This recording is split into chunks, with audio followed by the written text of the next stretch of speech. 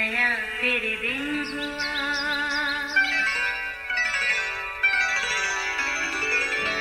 नया फिर दिन हुआ, पुरानी रात का करे सो शुक्र हम खुदा की जात का, खुदा की जात का नया फिर दिन हुआ। आज की आयत। तब समसून ने खुदावंद से फरियाद की और कहा, आए मालिक खुदावंद, मैं तेरी मिन्नत करता हूँ कि मुझे याद कर। आए खुदा, फ़कत इस दफ़ा और तो मुझे एक बार ज़ोर बख्श, ताकि मैं यकबारगी फ़लस्तियों से अपनी दोनों आँखों का बदला ले सकूँ। कज़ात 16 बाब 28वीं आयत। अजीज़ो, कुदरत का असूल है कि जिसको अरूज मिला ज़वाल उसकी इंतहा है, मगर उस ज़वाल के क्या कहने जिसका अरूज पूरे जोबन पर रहा हो। कलाम मुक़द्दस में समसून का किरदार कुछ ऐसा ही है। जब से वो जवान हुआ, यकीनन उसके वालिदैन ने उसे पैदा होने से पहले मर्द खुदा की बातों के बारे में आगाह किया होगा। जब भी तो उसे अंदाज़ा था कि उसकी शाज़ोरी का राज उसके बालों की लटों में है, क्योंकि माँ के पेट ही से वो खुदा का नज़ीर था, इसलिए उसके सर पर उस तरह नहीं फिरा गया था जो खुदा के हुक्म और मर्ज़ी में था। अजीज़ों, आज कैद खाना में चक्की पीसते ज़रूर वो अपने माजी को याद कर रहा होगा। वो इस बात से भी मुतमईन था कि खुदावंद की प्लानिंग और उसके फजल की बदौलत उसने फ़लस्तियों के ख़िलाफ़ कई मौके मिले, और चूँकि खुदा उसके साथ था, उसे भी अपनी कौम के दुश्मनों से भरपूर इंतकाम लिया। उसे ज़रूर इस बात का भी मलाल होगा कि अपनी मोहब्बत में उसने किस तरह एक औरत से धोखा खाया।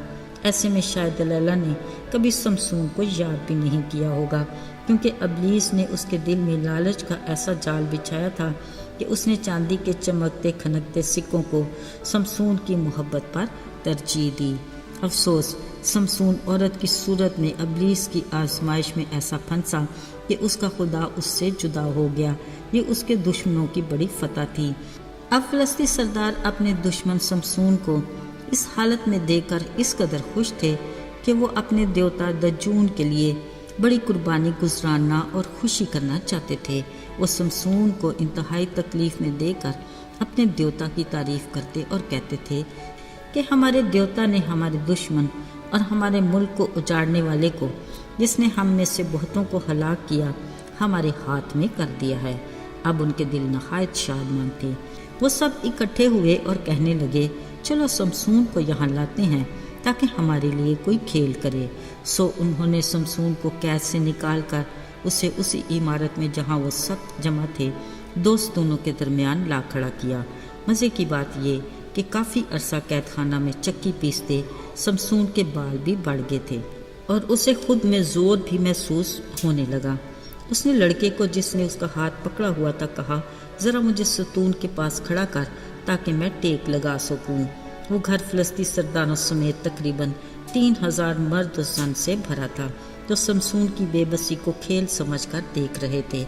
ऐसे में उसने अपने खुदा से दरख्वास्त की और कहा, आए मालिक खुदावंद, मुझे एक बार फिर याद कर, फ़कत एक बार मुझे फिर से ज़ोर दे ताकि मैं इन फ़लस्तियों से अपनी आँखों का बदला ले सकूँ।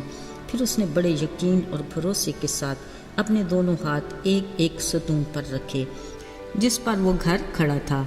अजीज़ो, कलाम मुक़द्दस में लिखा है कि उसने पूरा जोर लगाया और वो घर बशमूल उसके साथ उन सब पर गिर पड़ा जो वहाँ पर जमा थे। सो वो फ़लस्ती तादाद में उससे भी ज़्यादा थे जो जीते जी उसने कत्ल किए। अजीज़ो, खुदा के प्लान के मुताबिक फ़लस्तियों से इसराइली कौम की रहाई का सिलसिला समसून से शुरू हुआ। खुदा के मंसूबे के मुताबिक उसने अपने काम को बड़ी जिम्मेदारी के साथ बखूबी सर अंजाम दिया। यकीनन खुदा उससे जुदा हो चुका था, मगर फिर भी आखिरी बार की मिन्नत को उससे सुनकर समसून को ऐसा जोर दिया कि वो मरते दम में भी अपने दुश्मनों पर गालिब रहा। अजीज़ों, आज भी हमारी ज़िंदगी में ऊंच नीच के सिलसिले चलते रहते हैं। आजमाइशों का आना भी फितरी अमल है, क्योंकि हम कमज़ोर हैं। बाज़ औक़ात अबलीसी चालों को समझ नहीं पाते और ख्वाहिशात की खूबसूरत तितलियों के पीछे भागने लगते हैं, जो अनजाने में हमें गहराई में जा धकेलती हैं। ایسے میں ہمیں خداوند میں اور اس کی قدرت کے زور میں مضبوط بننا ہے، اور اس مضبوطی کی بنیاد بلا ناغہ دعا اور اس کے کلام پر دن رات دھیان اور احتیاط کر عمل کرنے کی ضرورت ہے۔ تبھی ہمیں کامیابی اور اقبال مندی نصیب ہوگی۔ یاد رہے، آج کے دور کے حالات اور وقت کے مطابق کلام مقدس میں خدا نے ہمیں آگاہ کر دیا اور کہا، پس غور سے دیکھو کہ کس طرح چلتے ہو، نادانوں کی طرح نہیں بلکہ داناؤں کی طرح، اور وقت کو غنیمت جانو کیونکہ دن برے ہیں۔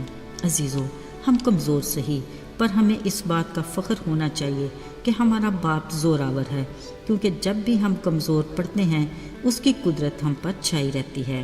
التجا ہے اپنے رب میں کہ وہ ہمیں خود میں ہمیشہ محفوظ رکھے۔ آمین۔